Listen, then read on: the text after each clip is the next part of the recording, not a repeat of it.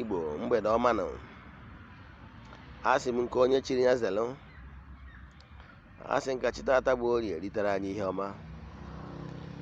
Asị m mmụọ niile na-anara oke n'orie ka ọ nara ekpere anyị n'ọfọ niile anyị gọrọ n'obodo aja niile anyị chịrị n'ụbọchị taa.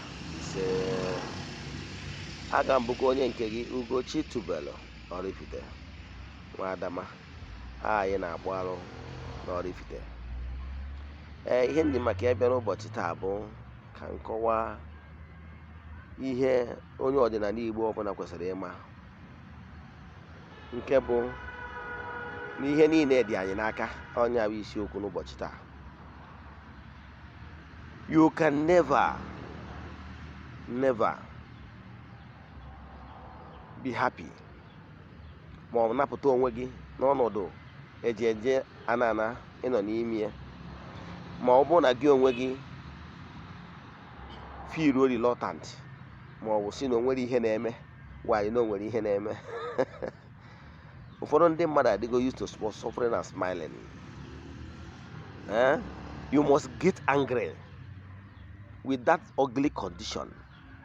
Ịfụtara onwe gị na be nna gị, ma ọ bụ that ugly condition ụmụnne gị ndị nwoke na ndị nwaanyị na-efesi.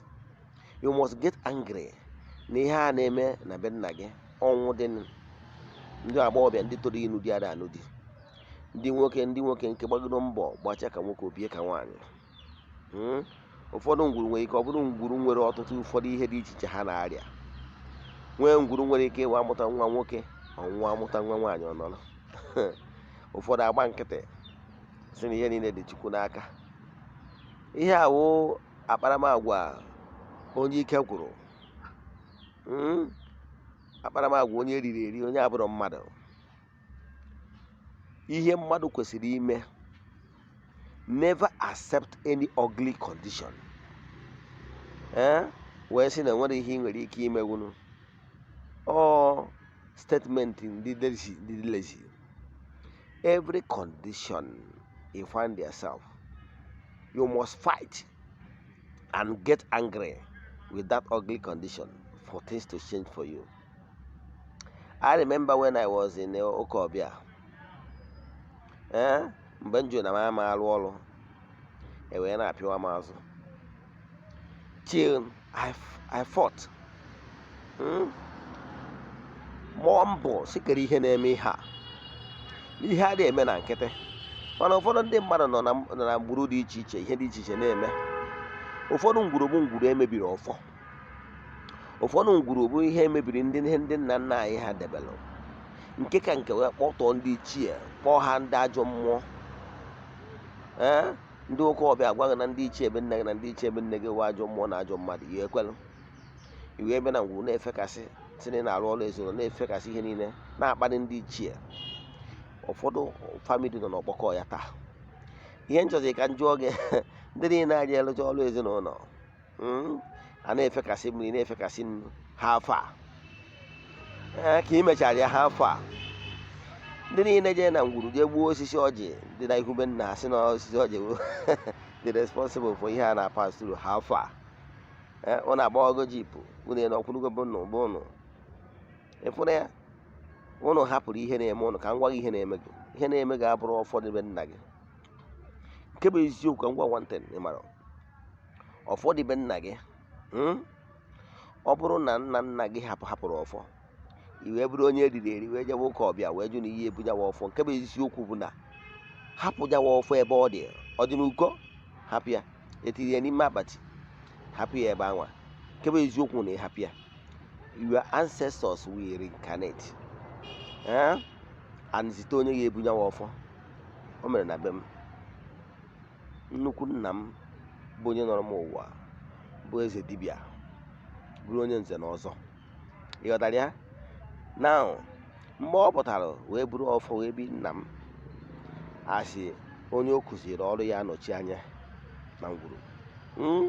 Nna m ka nna m mere, nna m bụ eje ụka wee jụ na ya ebunyawa ọfọ, wee were ọfọ a wee je tufuo. Wee tufuo ọfọ a mechara nyebe nsogbu. Mana ihu nna m, mana mgbe ahụ m nwere onwe m dịka na azụkwuru m n'ụka, ekeara m. Mana mgbe nna m gbachara na ofu anyị nwere nsogbu, mụnwa bụrụ diọkpara ya onye m nsogbu. Anọrọ m obodo oyibo, afụrụ m ọrụ oyibo dị iche iche, ịdago mee biznes, bụrụ a successful businessman, na-ebunata kọmputa. Mana mgbe ya bụ ihe oge ruru, ịpịawa m azụ bidoro. Ọ bụrụzi mụnwa, mmadụ gwara m chigha azụ jee wachie ọfọ nna nna anyị ha. Tata echigatago m n'ọkwa nna nna anyị ha, bụrụzie dibịa mgbọrọgwụ na mkpa ahịhịa. Jọta nna akọwa ihe nna achọ ịkọwara wụ na ọfọ ha dị na be nna gị, ijigodo na iyi ebu ya, ma ọ na-ebiri nna nna ji na ọya ebi ya bụrụ ya edebe. Ofu one of your ancestors will reincarnate and bụrụ nyawa ọfọ. Jọtara ya wee hazie ngwuru. So ihe nna achọ ịkọwara gị bụ, mana ọ bụzie na-ewu onye eriri eri, iwe hapụ onye ofeke, o wee bịa wee sị je bupụta ọfọ ha dịbe nna gị, bupụta nke iwe hapụ ya wee su ya ọkụ, ma ọ bụ na o buru ya na-abịa nwanne eriri gị eri. Mkparị niile kpọtọrọ ndị okenye, ajụwarị ndị na-eme ihe ọjọọ ọnwụ ndị agbụrụ kịta. Ọgwọ ndị agbụrụ kịta na-eji agwọ ọgwụ ego ka wee nweta ego. Ndị nna nna anyị ha emere ụdị ihe dị etu a. Ndị nna nna anyị ha na-aga ọfọ ka ụmụ ha ka ha. Ndị nna nna anyị ha gwọrọ ọgwụ ego.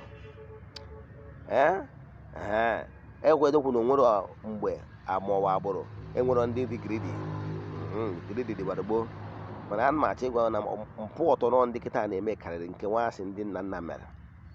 Na ihe na-achọ ịkọwaziri kịta na ihe kpatara o ji tewo ka asị na ihe dị na nna gị na-enye gị nsogbu. Ihe kpatara ya bụ ikwena ka onye ụka ọbịa rie gị erie. Ihe kpatara ya bụ maka na ha chịrị chi gị, kpọtụrụ onye ụwa gị, gị na chi gị erikọrọ. Ị nerere onwe gị rụọ ọrụ ndị nwere ọgbanje, rụọ ọrụ ndị ọgbanje, ekere ọrụ akadogheri. Ọ bụrụ na akadogheri na-enye nsogbu, anwụrụ ọrụ ọnwụ na arụrụ apịachọrọ gị, otu wee na-eso gị. Ma imetọ ihe dị na ngwuru, otu wee na-eso gị, wee mee gị ejeje na-ana ịgbacha ka nwoke ibie ka nwaanyị. Ị bụrụ nwaanyị, nwa ya na-ajụ nwa ụka na-ele m anya, eleghị onye isizie nọ ihe dị na ngwuru. Ọ bụrụ ya ihe na-ebutere nsogbu ụwa amaghị ya, ignorant. Akwụkwọ dual forces that my people na suffer because of ignorance. Ọ bụrụ na ị tolitere wee pịachie onwe gị, wee marụ chi gị, wee hazie ụzọ, nwanne ihe ga na-agara gị ọfụma. So kọrọ ihe dị na ngwuru ama na-enye gị nsogbu. Now ije gị enyo anya wee gwọrọ agwọrọ, instead of gị ịpịachie onwe gị, ijebe ndị ichie si na ọha nwewu ihe ji gị na ịgara n'iru nọ n'ime wee mewa anọdụ ọtọnọ n'elu ọtọnọ. So ihe ị ga-eme wee bịa awụcha gị, gwa gị ihe a ga-eme ka ime ha gbụrụ m, ka egbupụ onwe gị na ọtọnọ ahụ nyaghị ezinụlọ gị mere na agba ọfụ a. Na yes, mgbe ahụ m na-akpọta ndị na-abịa efekasị mmiri, na-efekasị nnu, na-asị back to sender, na-asị I cast and bind, ndị ichie na-akpọtọ ndị ichie. Ihe anyị na-eme wa abụmọnụ, ọkọs onye a wetara ụkọs. Ịghọtara ya? Ihe agbụrụ onwe gị ọtọnọ dị etu a. Ụmụ ihe niile ahụ ihe na-eweta ụchụ. Enwere mpụ dị iche iche individuals mere. Yes, gụọ na onwe maara onwe ma asị mpụ ị na-edine. Ụfọdụ ụmụ nwaanyị ndị na-edine nwaanyị ibe ha, ịmara n'ọrụ arụ n'ala Igbo. Ụfọdụ nwanne na-eji edine nwanne fa, ịmara na-arụ n'ala Igbo. Ụfọdụ nna na-edine nwa fa, ịmara na-arụ ka ọ bụ n'ala Igbo. Ada ekwuzi okwu ndị na-eke ime, ịma ọnụ ụmụ ihe niile awa alụ. Nyawa abụrụ ji gị mee na ire aga n'iru. Ndị chọrọ ka ime ihe ị kwesịrị ime, ka ị gwuchi onwe oke ụchụ na ka emeri na ị na-asị nọ ndị ichie. Hapụ ịkpọ onwe gị afa, kweta na si n'ihe ị mere, si mee ka ọpa mee ebere mee ebere. Ị na-achọ onye ya asị nọ ndị ichie, na-akparị ndị ichie, na-emetara onwe ọtọrọ. Ihe na-achọ ịkọwara gị bụ wuchuo onwe gị, mee ihe ị kwesịrị ime. Ịnọ n'ọnọdụ dị aṅa na-eje ana dị na ngwurube nna gị, wee jide onye ngo, wee jide onye mbara, wee na-ata ahụhụ. See, enough is enough. Get angry with that condition. Maka na you get angry with that condition, you will chọọ solution. Mma akpọkwara WhatsApp nọmba m, ihu ajụjụ ma ọ bụ ihe ọbụla ị ghọtara, ma ọ bụ ihe ọ na-eme na ngwurube nna gị chọrọ ịjụ ese gbasara ya, etu a ga-esi mee mbana wee sụọ mbana nri. Gbaa akara igwe ekwentị WhatsApp m 0805 78 37672. Ugochi tubelu Oraifite. Ị ga-ejikwa nyanwa afọ wee nweta na Facebook, ka iwe na-enweta meseji anyị na-akụzi maka ọdịnala Igbo ụbọchị kwa ụbọchị.